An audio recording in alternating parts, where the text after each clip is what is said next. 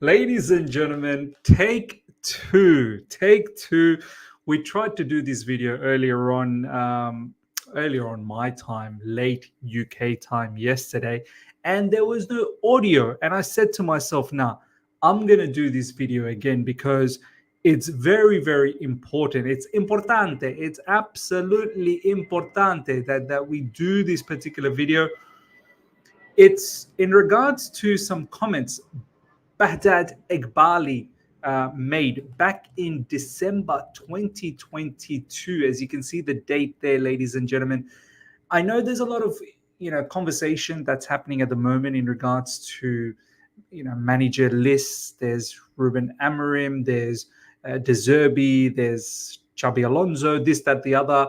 I know that is the latest news that's circulating, but honestly, I can't get myself into talking about all of those, prospective managers at the moment, because I think it's far more important to understand who our owners are, what are they up to, what is the ambition, because we as a football club, we need to understand the deeper stuff that is going on, as opposed to the over the surface things that honestly change of a manager ain't gonna be the end all or be all, because there are bigger issues at Chelsea Football Club that we as a fan base need to understand a lot better. So this is why I'm doing this again for the second time, because I think this particular thread from Ben Jacobs, if you guys remember, Ben Jacobs back in the days used to come up with some mega threads, and some of the threads had a lot of detail, and this is one of them where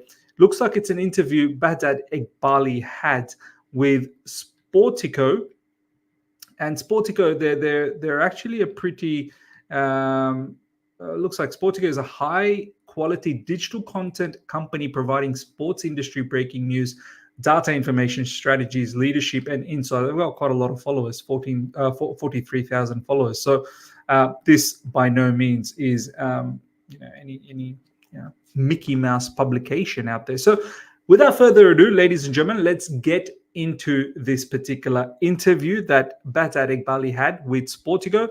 And it goes something like this. The reason why I'm bringing this in is back then when this interview was out, I think a lot of us probably looked at this and it just went all over us. We were just probably all hyped up, excited that we've got new owners and they look like they're very ambitious. And everything they said, it kind of looked like at that point, yeah, that's great, kudos. But almost 2 years later, looking back at this thread now, honestly, it's an eye-opener. It will blow your mind, and a lot of things will start making a lot of perspective in our thought process. So let's check this out.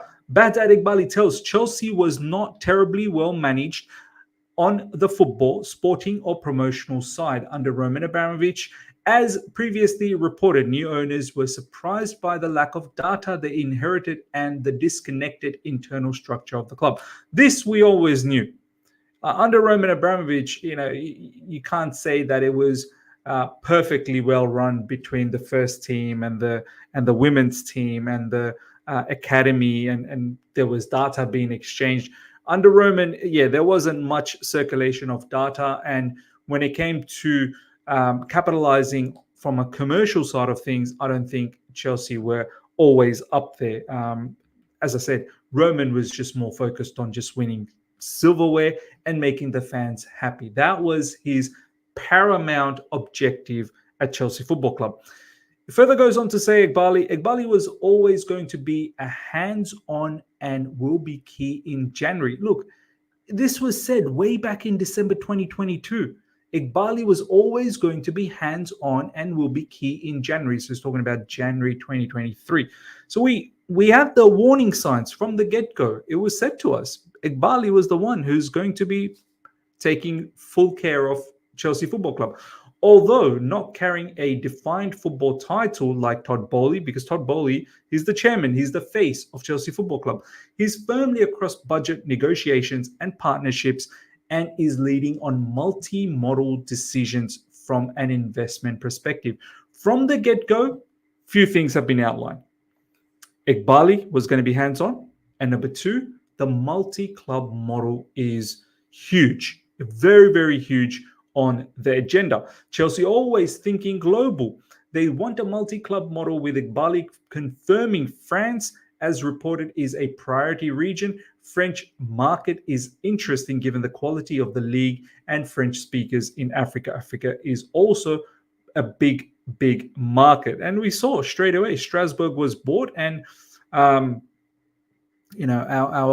owners had their plans in motion. And as you can see straight away, once again, the focus wasn't just necessarily Chelsea Football Club. It was more about the global reach that you can have with Chelsea and creating this multi-club model structure, which, look, it's not a bad thing, but you do need to ensure that your house is first kept clean before you can start exploring elsewhere. I think that is the issue where Chelsea is still so, the stability is not there. It's so unstable at the moment. And then we've gone out there and starting to look at the multi-club model structure. We've bought Strasbourg. We're looking to buy someone from Portugal. We're looking to buy someone from Brazil. And I feel like let's get the basics right with Chelsea Football Club first up. Eghbali also confirms Chelsea's first step into multi-club market may be minority investment. We could partner and be a minority holder on a team and still get the benefits of some of the knowledge and really firewall off the scouting and decision making. I think we were trying to be minority shareholders of Sporting Lisbon. So look, once again, one of the key reasons is scouting and decision making, just exchanging all of that information with another club within the same ownership umbrella. And there are other big benefits which we're going to touch on as well. Away from the football side, Chelsea also want to expand the brand. The belief is the 2.3 billion purchase price is a bargain, and thus if the club globalizes and modernizes plus naturally succeeds on the field, profit will come quite fast. I think the biggest problem at the moment that the ownership are finding is naturally succeed on the field. But besides that, a lot of people have been talking about the belief is that 2.3 billion purchase is a bargain, and it is. Few fans within the fan base have been saying, no, they spent a lot of money, 2.3 billion, they spent a further billion. Our owners genuinely think that they've got a bargain with Chelsea Football Club at 2.3 billion. And they see a lot of scope of making a lot of money. Now, look, making money is not the bad factor. I think clubs should focus on making money, but when making money becomes your only objective and silverware just becomes sort of like a byproduct, that's when fans will have a problem. Because these Premier League clubs are lucrative clubs. The Premier League is the Super League. There's a lot of money that you can make. And these owners have realized how lucrative Chelsea Football Club is, smack bang in the middle of London, fantastic location. From a European hub point of view, it's a great place to be, lots of attractions.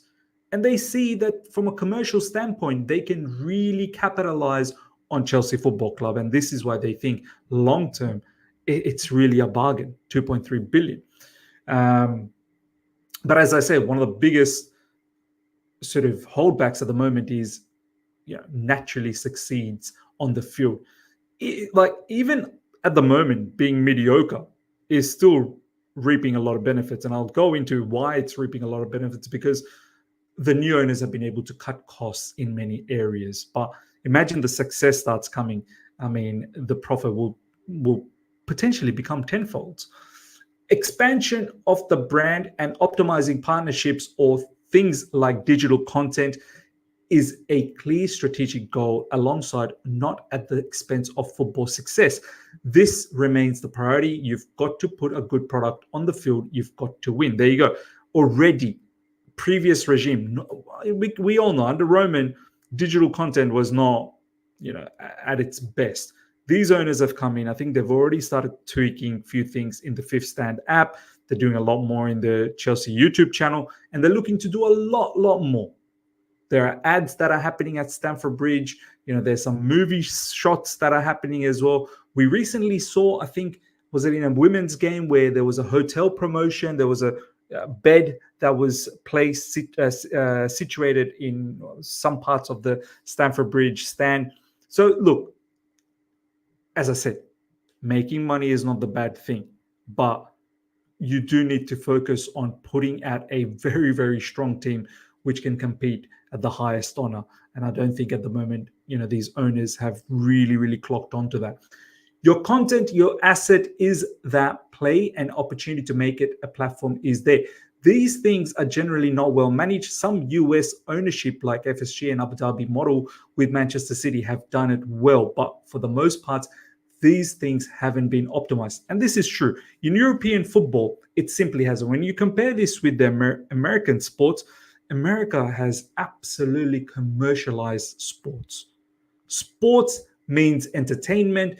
Entertainment means a bundle of money, just abundance of money. The amount of money that circulates around NBA, baseball, NFL, and so many more others, sporting codes is unbelievable in America. And these people, these owners, have seen that there's a massive potential to perhaps tap in on that with Chelsea Football Club. But where they're probably failing to understand is they do need others to follow suit. You can't just have Chelsea Football Club doing all of this. You need other football clubs to join in and basically come as a cohort and believe in this objective of commercializing European football. If it's just Chelsea, it ain't going to work. You do need the rest of the Premier League to come into party.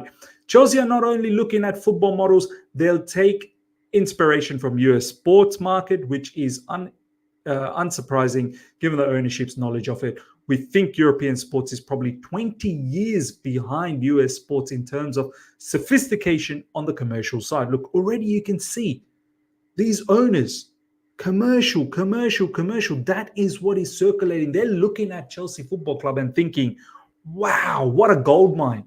What an absolute gold mine. And you know what? You don't even need to necessarily win stuff. You just need to do these things and execute these things properly. MultiClub model. Do you know what I mean? Doing a whole heap of different digital content, the new stadium, making sure you have more than just football games in the new stadium. Other things, concerts, events, so on and so forth. And many other things. They just see a lot of scope. And sophistication on the data side. I had one super high-level sporting director at one of the world's biggest top 3 clubs tell me, who else could it be? Was it Real Madrid, PSG, Man City? I don't know. Maybe it's Real Madrid, right? One of these biggest clubs, top 3. When I asked about their approach to data, the data is my eyes. He has 6 scouts and no data.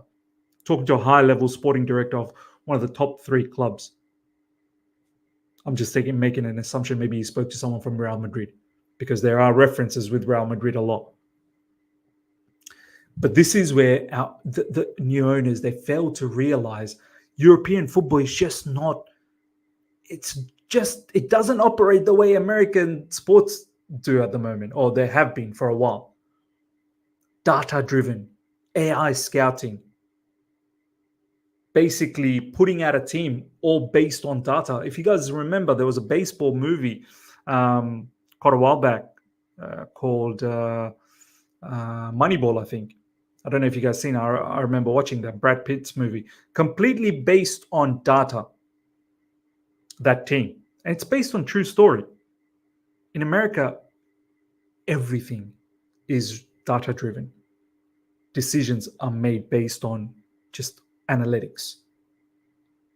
In European football, yes, there is data, but at the same time, the eye test has not gone away.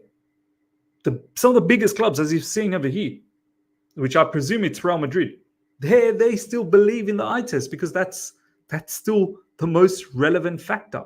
Data can be so misrepresented, misunderstood. And this is where we are having the problems.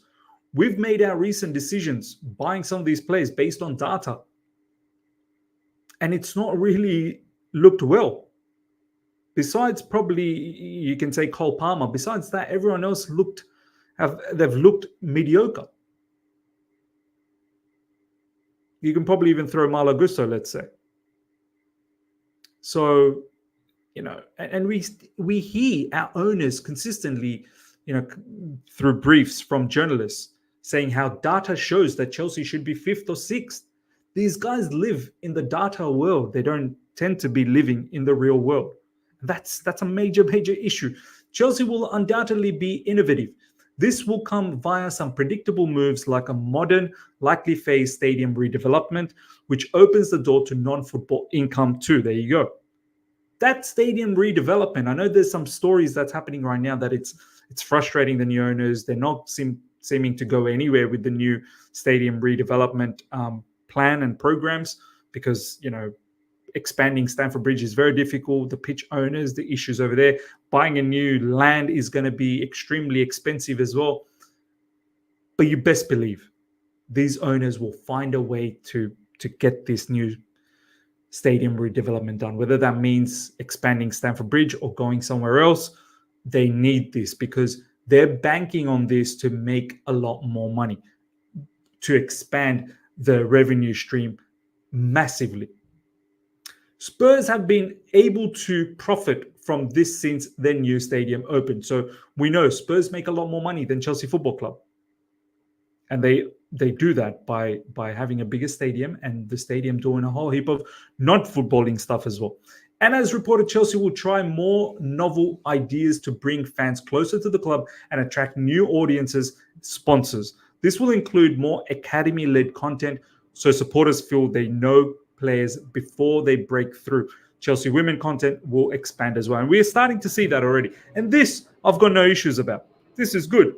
If you can find a scope to do more content and showcase your women's team and your academy, players, give more exposure to them, to the wider, community and to the global, I suppose, audience out there. Why not? Let's do it. Amazon also believe Chelsea are open to an all or nothing documentary, an idea that was flatly dismissed under Roman Abramovich. Eghbali basically wants to monetize content at all levels. We think there's a lot to do around games, media, and live content stories. Once again, a lot of importance on the commercial side of the things and monetizing everything. If you're breathing, I want to monetize that as well. Chelsea is still against the ESL. They don't want to be part of a breakaway, but Eghbali admits, I think the sport needs more high-quality premium matches and content. The sport needs more high-quality premium matches and content, but it doesn't have to be a Super League. Boli may also consider standing for ECA election to input across Europe. So, look, as I said, Premier League itself is the Super League. You don't need to have a Super League to create high-quality premium matches. The Premier League is high quality in itself. But if you guys remember, when the new owners came in, they started to talk about North versus South of England, North of England versus South of England, the best footballers of the North and the best footballers of the South. These are some of the things that these owners are thinking, much like the all-star basketball matches that they have in America. They're thinking that they can potentially do that here in the Premier League, which will essentially earn a lot more money. Do you know what I mean? A lot more TV revenue as well, media revenue. So, as I said, Chelsea themselves can't just drive this. You do need the rest of the Premier League to come on board. Eghbali, could you see an EPL versus Serie A all-star game? There you go. Or we could do a pre-season match that puts more premium content on the pitch. Chelsea already wanted on the EPL endorsed pre-season tournament in America and see big earning potential in America ahead of the 2026 World Cup. This is why pre-season is huge. Do you know what I mean? Like, it may not mean so much to us as fans, but the programs, all of the TV rights and the media money, it's huge. The preseason being at America, it's like an event over there. The other major aim is to save money rather than only just bringing it. Here we go. We talked about how we're going to bring in money in terms of revenue. Now we're going to talk about how we can potentially maximize our profits by lowering our costs. The other major aim is to save money rather than only just bringing it. This will be done via lowering overall club salary and trying to offer long-term deals with heavy earning incentives. This, as I said, ladies and gentlemen, these things are being said on the 25th of December 2022. As I said, the warning signs, they've been telling us this is what they're going to do. Lower wages, long-term deals, incentivized deals. If you do well, you get paid more. If you're in Europe, you're going to get paid more. In a crazy sense, it's almost as if not making it to Europe is kind of helping Chelsea's cause, because you don't have to hand out those incentives to the players. And on top of that, lowering wages, no problems. We probably did need to lower wages, but you can't be competing at the highest level. You cannot be competing with your Man Cities and your Arsenals and your Man Uniteds and your Liverpools if you have, we're hearing the wage at the moment is capped at 150K. There will be certain superstars you'll need to pay above the market rate because they're that good. But if Chelsea Football Club are unable to bring those type of players in, it'll be very difficult to compete. The Premier League is not an easy league, and this is a model used by mid-table clubs. This is where you start getting an indication that this is where we are going, sort of that mid-table situation. This is also why it's been tough negotiating with N'Golo Kante. CFC don't want to set a precedent for long-term lucrative contracts for senior players approaching mid-30s. If they cave to Kante, Jorginho, who is set to start meaningful talks, has leverage to some degree. So these are some of the reasons, I suppose, they just didn't want to continue with Kante. Even though we probably needed to keep some of these players, your Rudigers, your Kantes, Jorginho, Kovacic, not to have all of them gone.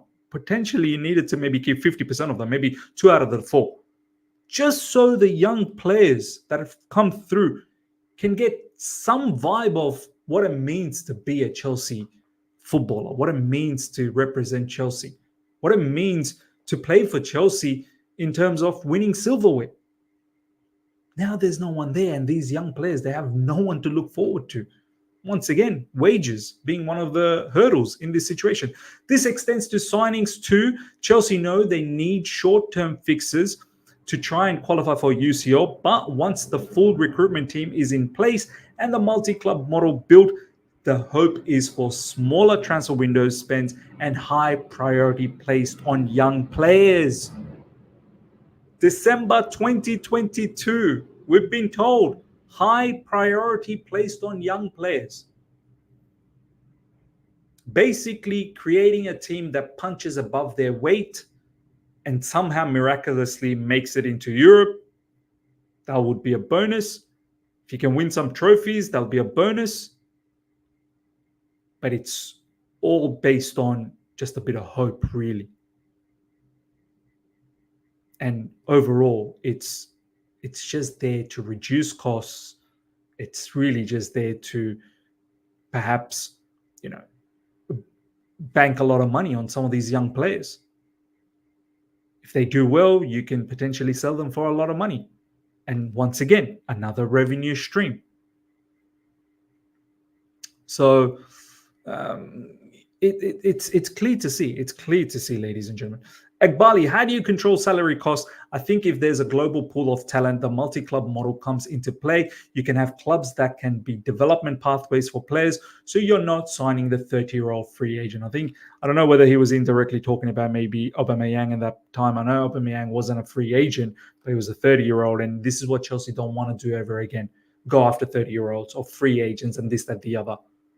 They want to be getting young players, utilizing their multi-club model to develop young players, and who can eventually make it at Chelsea Football Club. And if they still don't make it at Chelsea Football Club, they could potentially sell to any one of these multi-club model teams and still bank some level of profit. This is what we're seeing right now. I think we've seen recently with Manchester City and Girona of the La Liga. Girona, I think they're one of the clubs under the Man City multi-club model, and they've recently just sold Savio, I believe. I don't know how much the fees are, but it's money that's circulating within the same ownership. And this is another way to manipulate some of the figures in financial fair play, I suppose, in your accounting books, There's path to controlling labor cost and still producing a winning product using data and the multi-club model. There you go. It's clear. Like, these owners have said it. They've said everything. They've not hidden anything. This is why you can't really hate on them. There's path to controlling labor costs. So controlling labor costs and still producing winning product using data and the multi-club model, an interesting tool for trading. Further goes on to say Red Bull, which does it well, has a 40 million payroll for the largest club and generate 50 to 100 million yearly in profit in trading. 40 million payroll expense, yet off the back of that, even after that, they're still profiting in their trades somewhere between 50 to 100 million yearly. The owners love it. The owners see this and they love this. They want to make Chelsea Football Club a similar model like that. And they're laughing at 2.5 billion, where they can potentially keep earning every year, nearly 100. And obviously with Chelsea, you can probably earn more. Do you know what I mean? That's just on the football side of things. There's obviously a whole heap of commercial side of things there. You can earn a lot more money as well. When Eghbali talks of not signing the 30-year-old free agent, he's not referencing Cristiano Ronaldo. Nonetheless, CFC won't move for Ronaldo because Graham Potter is against the move. But the intrigue, especially to Eghbali, was due to the commercial brand benefit to Chelsea. There you go. I think this is where we can distinctly understand that Eghbali is more about the marquee signing, get these big names. We could sell a lot of merchandise and, they will sell out the stadium, so on and so forth. Whereas Eghbali's coming now with a different approach that, look, I ain't buying these, old players, lots of wages. We don't know what we're going to end up getting out of it. I might as well go with low risk, but potentially high return with younger players. Appeal of multi-club model to Chelsea comes from not only how it creates pathways, but also should a player sign not succeed, they can still be sold for a profit. That money can be used to invest in more established targets and or players who fall outside of the model's strategy. Eghbali also gives insight into why Chelsea are so impressed by Brighton. This is why the love for Brighton. They see the Brighton model and they are absolutely getting a mad stiffy, mad hard on. And this is why. We hired a coach from Brighton and we think they are one of the best run teams in the Premier League. The owner is from a sport gaming data background. He, Tony Bloom, spends 10% of the payroll, wins almost as much as those who spend far more, and has a very stable mid-market, mid-table, very profitable club. Mid-market, mid-table, mediocre. Look, you can see Eghbali, he's loving it. He's loving it. He's seeing this and he's looking at Chelsea Football Club and he's absolutely getting a hard on. He's getting an absolute hard on because the level of money you can make. All you got to do is just spend 10% of your payroll and you got yourself a brilliant business that can generate a lot of money. Eghbali also asked if Clearlake have an exit strategy. Says there are certainly businesses you want to own a long time. Clearlake gave a minimum 10 years commitment to Chelsea. Eghbali's hands-on approach suggests a long-term vision. Level of ambition is sky high and exciting. So look, ladies and gentlemen, I had to share this with you because now reading that almost 2 years later, you just know what this ownership's about.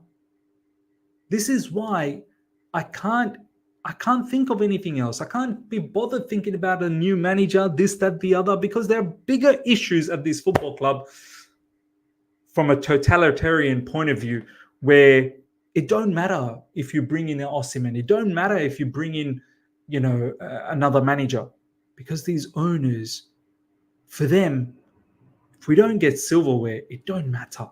In fact, that's not even in their mind. It's all about the commercial side of things and making sure that they can bank a lot of money. And by the time the 10 years is over, they have a club that is well placed to be sold for an exorbitant amount of money. And meanwhile, they've pocketed a whole heap of profits as well. So ladies and gentlemen, let me know your thoughts about everything we spoke about. Hope you guys have enjoyed this. Smash the like button if you're here for the first time. Subscribe, hit the bell notification to stay in touch with all my content. Till next time. See ya.